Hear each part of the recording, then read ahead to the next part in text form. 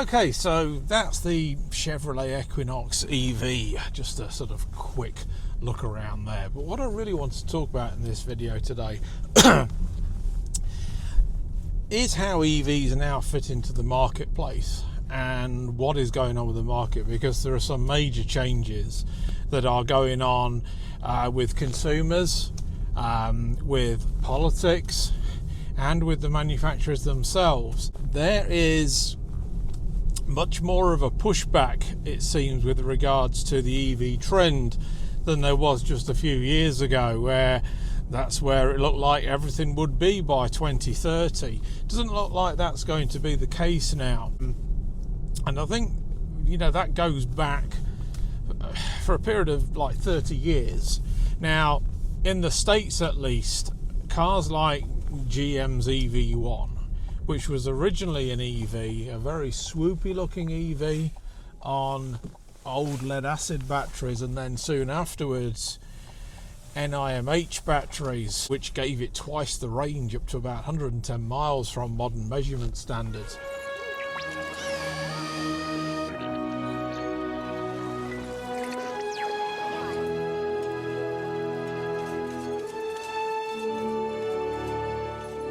The electric car is here. That really set the groundwork for EVs, I think, in general. And people, even EV naysayers, still look at that car with cult status these days. And I think it really paved the way for what things could be done as far as alternative fuel vehicles could be, because that car was just leased out. When they were all given back to the manufacturer, GM crushed them all, with a few exceptions that have sort of remained in private collections and in museums. Tesla, I think, then COVID caused an awful lot of changes. Europe was supposed to introduce new, much more stringent Euro 7 emission standards in 2020, which never happened. And in the States, EVs are pockets of EV interest has been much more slower to sort of generate, I think, than over in Europe, and particularly China, which has sort of led the way. Now in Europe, I think on both sides of the Atlantic, where the problems began is that manufacturers decided that they were going to start pitching EVs because of the cost of developing these cars. They were going to initially pitch them at the executive market. GM's guilty of this as well. The first one it brought out was the Cadillac Lyriq. It's an executive car. It costs $60,000.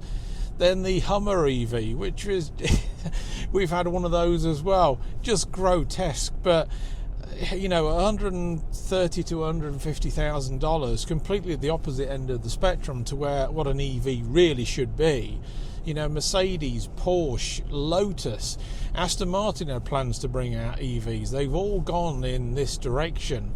BMW, and they're not the cars that EVs should be. EVs should be small, cheap cars that will take you around town, reduce emissions levels, and you can just knock around urban areas without the need really for long distance charging. That's, I think, where the technology should have been focused, but it hasn't. As a result of this, the early EVs that came out didn't have huge ranges. Look at a BMW i3, for instance, and there's that range degradation over time as well. So consequently, when these hit the used markets, values plummeted. And some EV, Porsche's Taycan was losing 75% of its value in 3 years. And this just gave the entire genre a really bad rap. So now what's happening is manufacturers are delaying plans to go all out in EV. Audi has stated that, Lotus has stated that as well, BMW has stated that, and they're now sort of pedaling backwards a little bit to concentrate more on hybrids instead. I mean, the new BMW M5 is a hybrid. It's a twin-turbo V8 with 700 horsepower. BMW said their V8 is going to stick around. On this side of the pond, I was talking to several VPs of design with Stellantis, and in particular looking at the new Dodge Charger EV, which they made the decision to bring out as an EV first. That new SATL platform that they've got, the large, which is going to be able to feature transverse and longitudinal motors. They've now decided that they are going to produce hybrids and ICEs in that car as well. The BEV was first, but initially the plan was for it to just be all EV, and that thinking has now changed. But on this side of the Atlantic, of course, we now have a new, more far-right administration in power as well, which is already making waves in all manner of areas, and it has said that the money that the previous administration put into a nationwide charging network is going to be pulled. So, you know, the future of EVs, I wouldn't say that it's looking tenuous at all, but it's not the same kind of optimism that it was a few years ago. I think EVs like Teslas and cars like this where the focus needs to be, which are cheaper. Like I say, this one starts at $33,000 before incentives. Again, how long those tax incentives in this country will remains to be seen. But they're still there right now, and cars like this probably make the most sense. This is still quite a large car because of its platform, but it's, you know, a lot more amenable and a lot easier to chuck around than a Hummer EV, for instance. So I think this is where, on both sides of the Atlantic, this is where EV's future is. I think EV's future is pretty bright on the whole, but I think it's going to be for a different kind of car. And then you got to look at the way that the technology is going as well. I think that the current technologies that are in place, I think it's FSP and then I forgot what GM's is. I'll bring it up on the screen. That is going to go by the wayside in pretty short order in the next few years, and that's going to be replaced by sodium ion, which is now coming in China, and solid state batteries. Now, solid state batteries will bring down the cost of the technology tremendously. It also has much better range, however, not quite so good in cold weather. So, you know, they've still got work to do with solid state, but I think that is undoubtedly the future of EVs. I mean, EVs, in my opinion, do have a lot of distinct advantages, particularly in terms of where you can charge them. A lot of people can charge them at home. You can charge them at work. You can charge them at the laundromat. You can charge them at the gym. You can charge them anywhere, at the shopping mall or a supermarket. You can charge them anywhere. They do not need to be at a designated site. What's given EVs a bad rap is the quality of the charging network. Tesla's biggest advantage, of course, was developing its own bespoke charging network, which made it easier for Tesla owners to plug those vehicles in. That NCS charging has now become in North America the standard. CIS charging is widely available, which is what this car uses, but GM and Ford and other manufacturers are offering the NACS converters in order to use the Tesla network, and that makes them a lot more accessible. In addition, Tesla chargers as well are an awful lot more reliable. That's been a big problem in the States, because the States, of course, unlike Europe, is full of wide open spaces and roads which are long and go on for many miles. That range is much more important for people that are on road trips in this country. I mean, even a lot of commutes are between 20 and 40 miles one way, so that makes a difference. But in terms of charging your car up, filling your car up, of course, an EV is just an awful lot more flexible, like I've said. So they certainly do have their advantages. The disadvantage is the technology is much more rapidly evolving. Now it is with ICEs as well, but ICEs still use the same basic fuel.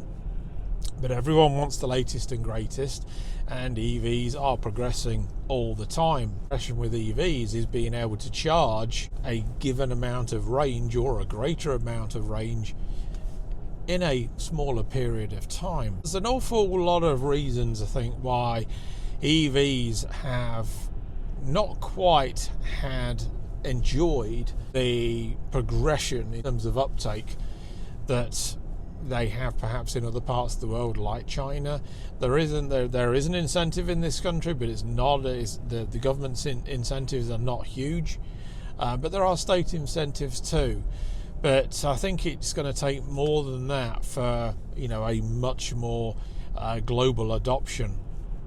Now, the other thing that I've missed out, of course, so far as well, is where we're at with oil, because there is not an endless supply of oil.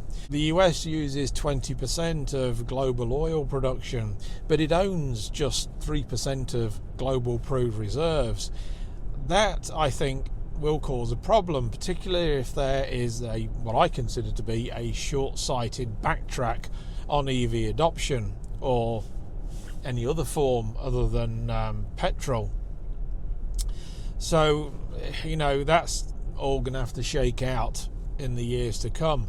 But the fact of the matter is, Norway, for example, has lost a third of its proved reserves in just the last 30 years alone. That is going to be a big problem. So the more oil that a country imports, I think it's going to feel the effects much sooner.